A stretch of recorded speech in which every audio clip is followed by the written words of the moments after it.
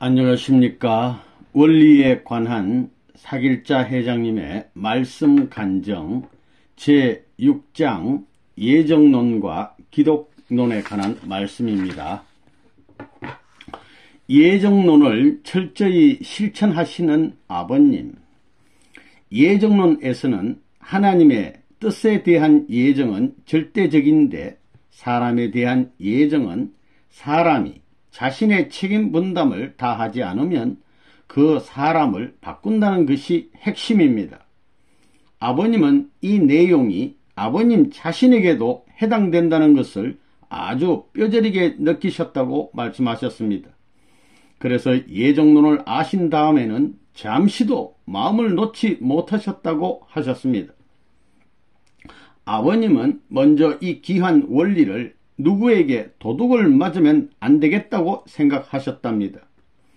에덴 동산에서 천사장이 하나님이 장차 하실 일을 먼저 알았기 때문에 하나님을 앞질러서 실천해 버린 것과 같이 원리 말씀을 남에게 도둑 맞으면 그가 이 원리를 나쁘게 사용해 버리면 큰일이라는 생각에 도둑을 맞지 않으려고 굉장히 노심초사하셨다고 말씀하셨습니다. 그러나 지금 원리를 만천하에 내놓으신 것은 때가 되었기 때문이랍니다. 이루시고 내놓으시는 거예요. 아버님께서는 서울에서 같이 고등학교를 다닌 광노필이라는 절친한 친구가 있었습니다. 이북에서 남하하신 후에 아버님은 부산으로 그 광노필 씨 집을 찾아가셨습니다. 그날 밤 좁은 방에서 여러 명이 같이 주무시는데 느닷없이 아버님께서 말씀하시기를 노필아, 비록 내가 지금은 초라한 거짓골이지만 때가 되면 내가 발표한 원리를 듣고 전 세계 사람들이 나를 따라올 것이다 라고 하시더랍니다. 그 말씀을 듣고 그분은 아하, 그렇게 똑똑한 친구가 그만 고생을 하더니 정신이 나갔구나 하는 생각에 가슴이 철렁했답니다. 나중에 제가 그분 얘기를 아버님께 말씀드렸더니 끌끌 웃으시면서 야야, 그 정도로 말한 것도 내가 그 친구를 믿었기 때문이야 그러셨습니다. 그 정도로 아버님은 원리에 대한 말씀을 때가 될 때까지 사람들에게 말씀하지 않으셨습니다. 그리고 비록 하나님께서 원하셔서 아버님을 메시아로 보내셨지만 당신이 책임을 다하지 못하면 메시아의 사명을 당신보다 더 잘할 수 있는 사람에게 옮겨줄 수도 있다는 것을 알게 되셨다고 말씀하셨습니다. 그래서 아버님께서는 스스로 책임을 다해야 되겠다고 끊임없이 다짐을 하셨답니다. 내가 과거, 현재, 미래의 어떤 사람보다 메시아로서의 책임 분담을 잘 하려면 최고의 정성을 들여야 되겠다고 생각하신 것입니다. 이처럼 아버님께서는 몸부림을 치시면서 견뎌오셨다는 것을 마음속 깊이 깨달아야 하겠습니다. 우리가 쉽게 아버님, 아버님 하지만 그 소리를 듣고 계시는 아버님은 심각해지신다는 것입니다. 과연 내가 아버지 노릇을 잘 하고 있는가? 과연 내가 나 자신보다도 사람들을 더 사랑하고 있는가? 진정 남을 위해 희생하고 있는가? 이렇게 아버님께서는 항상 자문자답하신다는 것입니다.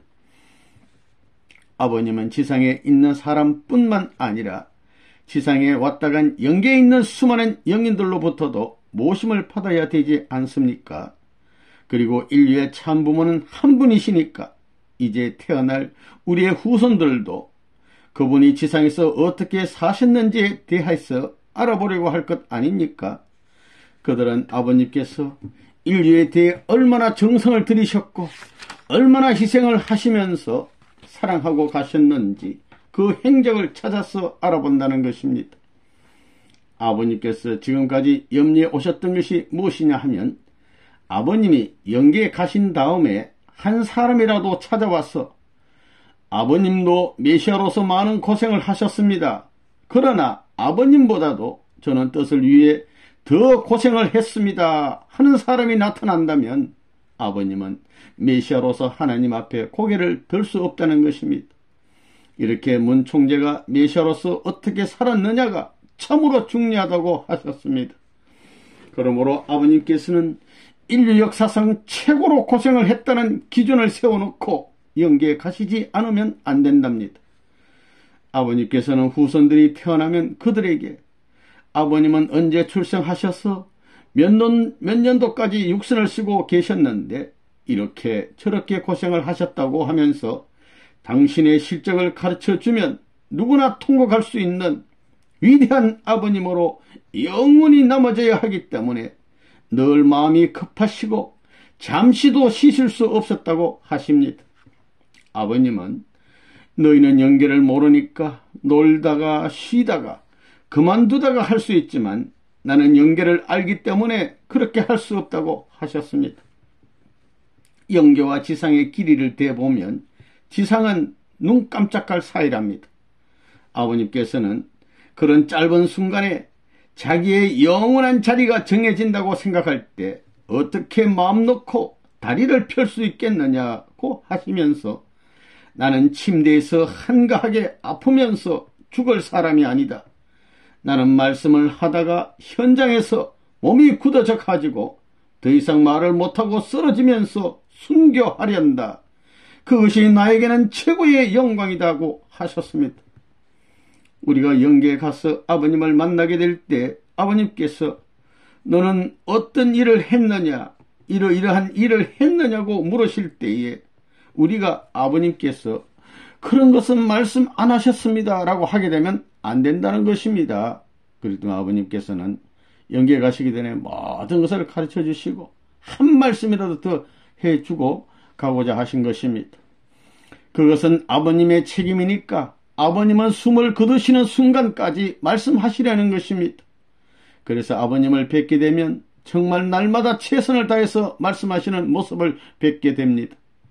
우리가 이러한 사실을 알게 될 때 어떻습니까? 자식된 우리는 흉내라도 내야 되지 않겠습니까? 지금도 아버님께서는 우리가 감당하기 힘든 새로운 지시를 하시고는 우리를 위해 기도하시려고 바다로 나가신다고 합니다. 바다 왜 나가시냐? 우리를 위해서 기도하시려고. 그런 바다는 참으로 위험하다는 것입니다. 폭풍으로 배가 갑자기 뒤집어질 수도 있습니다.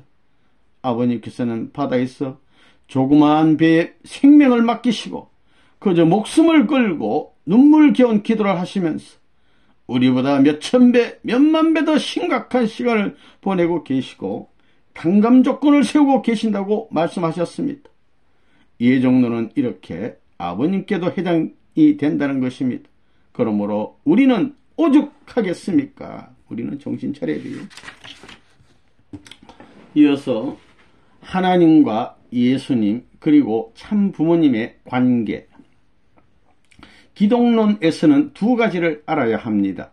먼저 예수님은 하나님 자신이신가 하는 점입니다. 결론적으로 예수님은 하나님 자신이 아닙니다. 기성교인들은 예수님을 하나님 자신이라고 믿고 있습니다. 참으로 답답한 노릇입니다. 성경에는 예수님이 기도하신 기록이 많이 나오는데 예수님이 하나님 자신이라면 어떻게 자신에게 기도할 수 있겠습니까? 저는 이 문제로 미국에서 9년여 동안 기성교회 목사들과 많은 논쟁을 했습니다.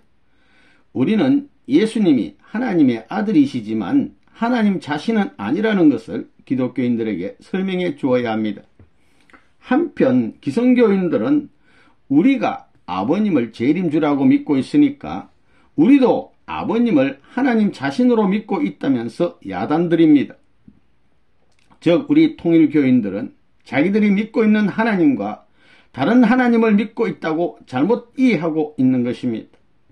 저는 몇 년 전에 미국 목사들 연수교육 때 이 내용에 대해 많이 설명했습니다. 예수님은 하나님 자신은 아니고 하나님과 동등한 가치를 지니신 완성한 인간입니다. 우리는 기독론에서 완성한 인간의 가치에 대해서 배웠습니다. 그래서 예수님은 사탄이 참수할 수 없는 완성한 인간이시므로 하나님과 동등한 위치에 있다고 하더라도 하나님 자신은 아니라고 설명한 것입니다. 최근에 내가 미국에 가서 그 목사들을 만나면 이제는 우리가 교리가 다르다고 싸울 필요가 없다고 합니다. 그들은 우리가 기도에서 이루고 싶은 모든 내용을 내부는 분이 다 이루어 주셨으니 이제는 그분의 가르침을 열심히 배우는 일만 남았습니다 라고 하면서 고개를 숙이는 것을 볼 때 이렇게 기성교인들이 앞으로 굴복하겠구나 하고 느꼈습니다.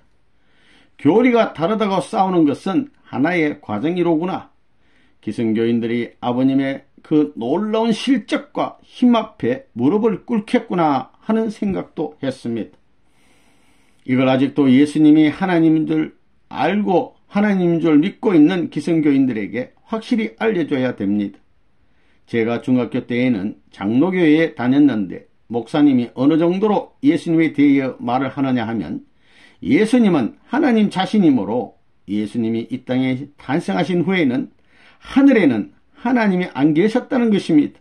즉 예수님은 인간이 아니고 하나님 자신이시므로 모양은 남자 같아도 남자도 아니요 여자도 아니라는 것입니다.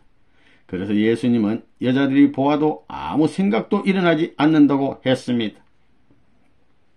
16만상 한일 자매 결혼식 때 아버님께서 일본 여자들을 교육하시면서 아주 노골적으로 이런 말씀을 하셨습니다.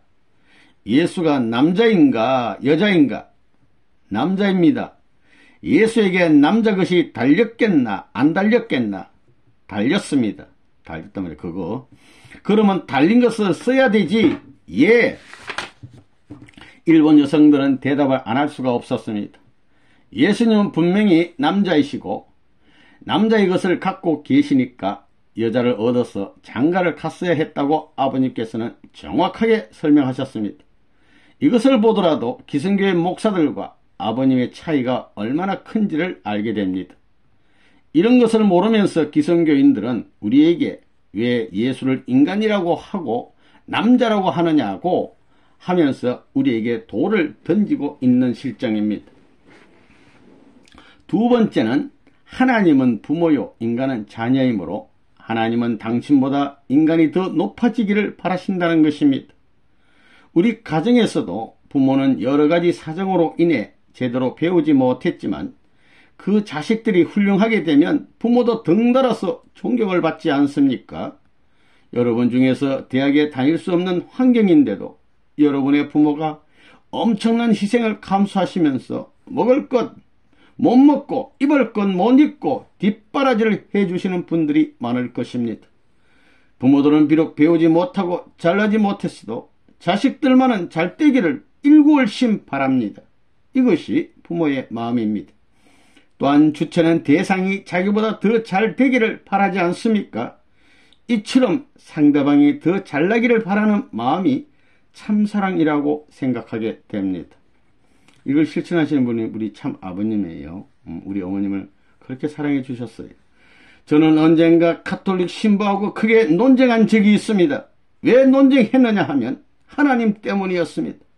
나는 그 신부에게 하나님은 주체요 인간은 대상이고 하나님은 부모요 인간은 자녀라고 했습니다. 그리고 나서 부모이신 하나님은 자녀인 인간이 당신보다 더 높게 되기를 바라십니다 라고 했습니다. 그랬더니 그 신부는 큰 소리로 NO! 라고 아니다 그죠? 외쳤습니다. 내가 왜 NO입니까? 하고 그 이유를 물었습니다. 그 신부는 인간이 어떻게 하나님보다 더 높아지느냐는 것입니다. 그래서 내가 신부님 결혼했습니까? 하고 물었습니다. 신부님은 결혼하지 않았다고 했습니다. 나는 신부님은 부인도 없고 자식도 없으니까 그런 것을 모릅니다. 사람이 결혼을 하면 자녀를 낳습니다. 그리고 자녀가 탄생하면 부모는 자녀가 자신보다 월등하게 잘 되기를 바랍니다. 이와 같이 하나님은 부모이시고 인간은 자녀라고 할 때 부모인 하나님은 인간들이 하나님 자신보다 더 높아지기를 바라십니다 라고 말해 주었습니다. 이것은 아버님께서 우리에게 가르쳐 주신 원리입니다. 역사일에 인간은 하나님의 자녀이고 하나님은 당신보다 인간이 더 높아지기를 바라신다고 말을 한 사람은 아무도 없었습니다. 아버님께서 하나님에 대해서 여러 가지 새로운 정의를 내리셨는데 먼저 하나님은 불쌍한 하나님이라고 하셨습니다. 반면에 기성교회에서는 거룩한 하나님, 영광의 하나님, 전지전능한 하나님이라고 합니다. 그러면 아버님은 어떻게 불쌍한 하나님을 느끼셨을까요?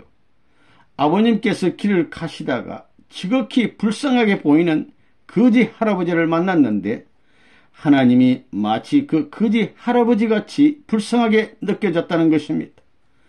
아버님께서 이런 하나님의 모습을 보시고 하나님의 한을 내가 아니면 누가 풀어드리겠느냐고 결심하시고 이 뜯기를 나서신 것입니다. 그리고 아버님은 나는 십자가 상에서 사탄에게 내준 예수님의 육신을 찾아서 예수님이 완수하지 못한 일을 완수하기 위해서 이 땅에 왔다고 말씀하셨습니다. 아버님은 우리에게 예수님의 몸이 더 거룩하시냐? 16세 이전에 아담, 즉 타락하기 이전에 아담이 몸이 더 거룩하냐고 질문하셨습니다. 16세 이전에, 타락하기 이전이죠. 아담의 몸은 타락하기 전의 몸이기 때문에 아주 거룩했다는 것입니다. 그러나 예수님은 4000년 탄감복귀 역사의 결실로 오셨기 때문에 예수님의 몸은 누독 기운 옷과 같다는 것입니다. 기운 옷, 누독 기운 옷. 이어서 어머님은 아버님의 위대한 글작품, 어머님은 아버님의 위대한 글작품, 이런 제목입니다. 원리강론 요약 훈독 차트 3시간용 112페이지 기독론에 보면 오른쪽 그림에 참 어머니가 나옵니다. 처음에 어머님이 성원하실 때 17살이셨습니다. 얼마나 어리신 나이입니까? 저는 예지님, 효지님을 모시면서 어머님도 모셨는데 어머니께서 얼마나 영적으로 밝으신지 제가 10마디를 해도 끝이 안 나는데 어머님은 한마디로 결론을 내리십니다. 그런데 제가 꼼짝을 못했습니다. 그렇게 어머님이 훌륭하십니다. 더구나 훌륭하신 아버님의 교육을 받은 오늘날의 어머님은 상상할 수 없는 내용을 가지고 계십니다. 그건 누구의 덕분이냐 하면 대모님의 덕분입니다. 어머님은 대모님의 신앙의 터 위에 서 계십니다. 얼마 전에는 어머님이 절 보고 그러셨습니다. 아버지가 날들어 말이야 내 반쪽 그러신다고 하셨습니다. 너무너무 사랑하시는 말씀이에요.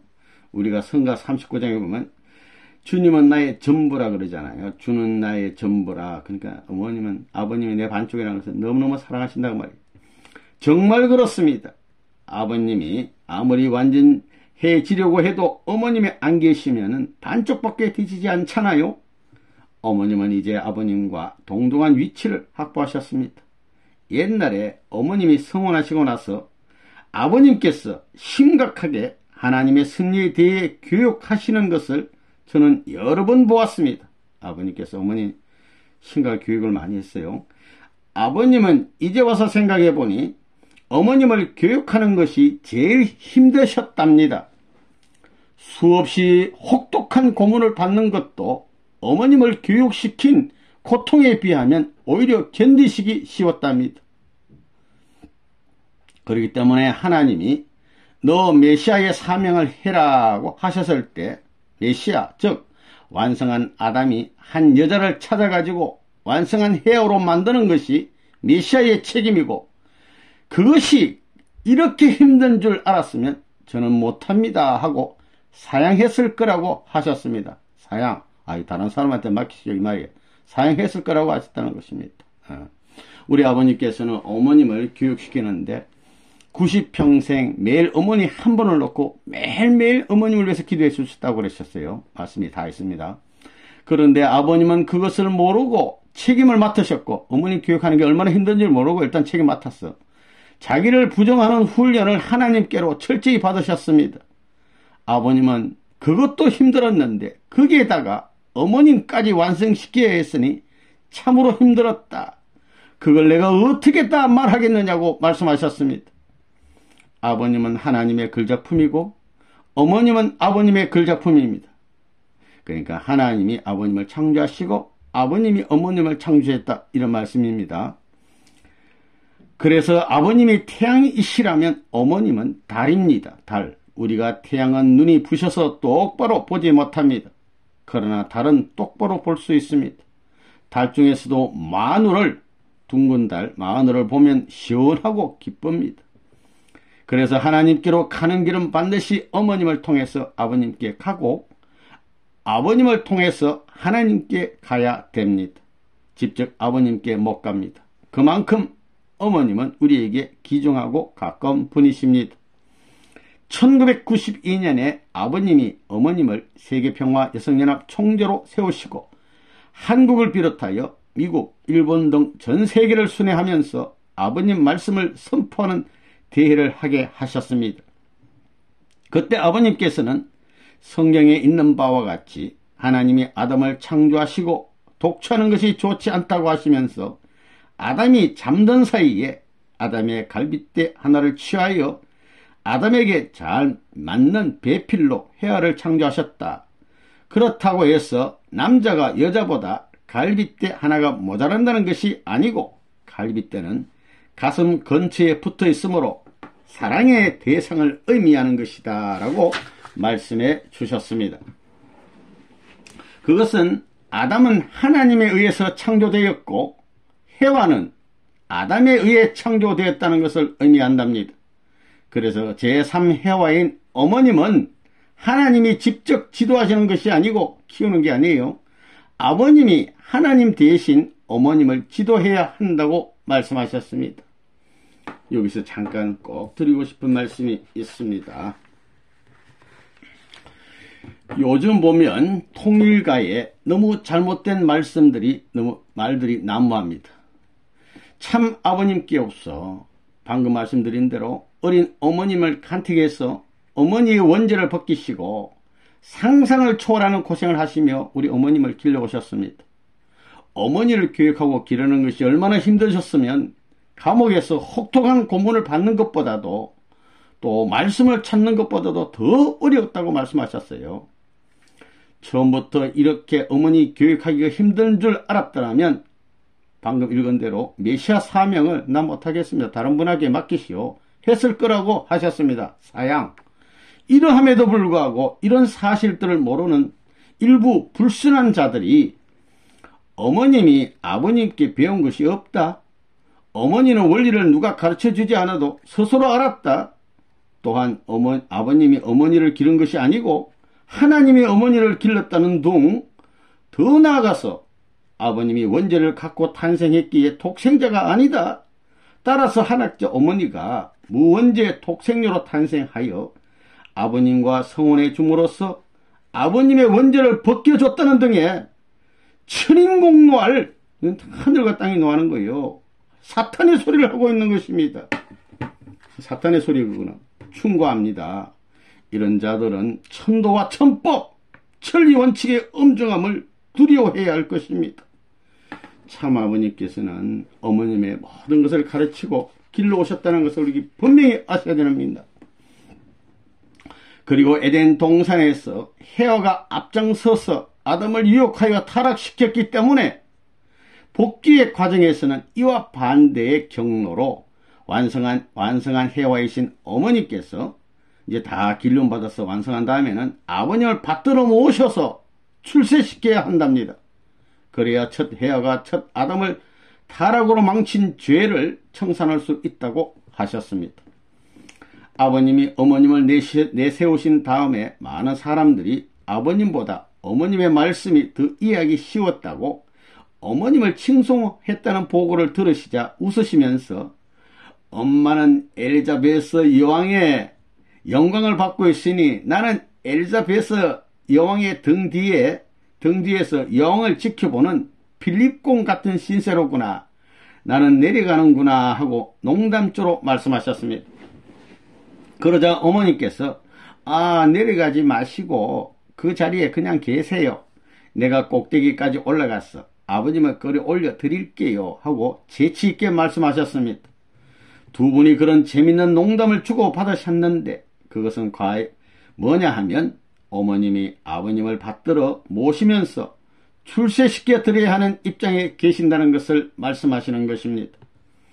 우리는 어머님의 승리적인 입장이 그 누구도 따라갈 수 없는 높은 자리에 계시다는 것을 알아야 되겠습니다. 아버님도 어머님이 없으시면 승리를 완성하실 수 없다는 것입니다.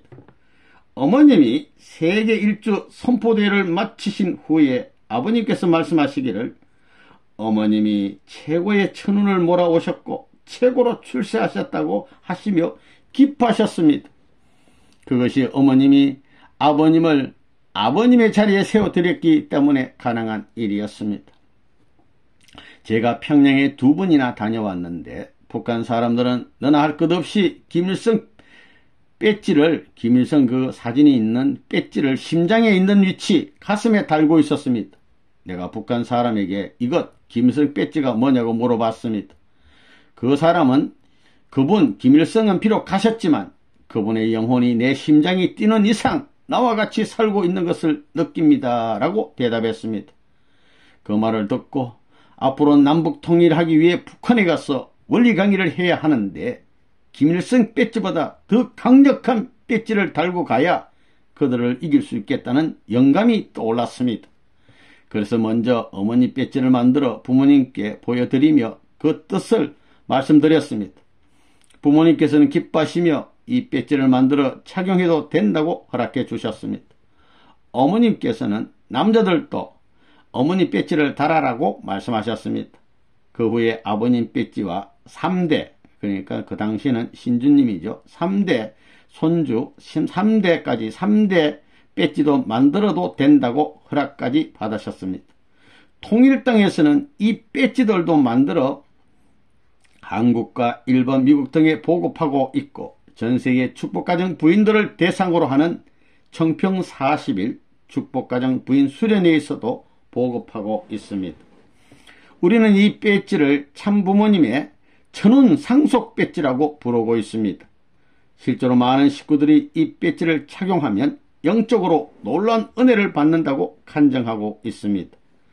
어머니 배지를 착용하는 어떤 축복가정 엄마가 어머니 배지를 머리맡에 두고 잠을 잤는데 그 딸이 옆에서 자다가 꿈을 꾸었답니다. 갑자기 휘황찬란한 눈부신 광채가 어머니 배지에서 나와서 방 안을 꽉 채우더니 문이 스스로 열리고 계속해서 밖으로 뻗어나갔는데 밖에서 우글거리던 사탄들이 비명을 지르며 도망쳐 가더랍니다. 여러분도 이 천원 상속 배지를 착용하면 놀라운 은사가 함께 하실 것을 확신합니다. 아버님께서는 천정궁 훈독회 올 때는 천운 상속 배지를 착용하고 오라고 하셨습니다. 우리는 앞으로 남북 총선거가 벌어지면 이 배지를 착용하고 북한에 가서 원리 강의를 하겠다고 결심하고 있습니다. 할렐루야. 아버님께서 미국 전역에 순회 강연을 하실 때도 식구들이 아버님 배지를 크게 만들어서 가슴에 착용하고 활동했습니다. 비록 그때 많은 사람들이 아버님을 직접 뵙지는 못했지만 식구들이 가슴에 착용한 그 아버님 배지를 보고 영적으로 감동을 받고 은혜를 받은 사람들이 아버님의 강연 장소에 많이 몰려왔다고 보고하는 것을 제가 들었습니다. 항상 우리는 하나님을 사랑하는 마음 그리고 참 아버님의 존경을 늘 가슴에 모시고 살아야 되겠습니다. 할렐루야.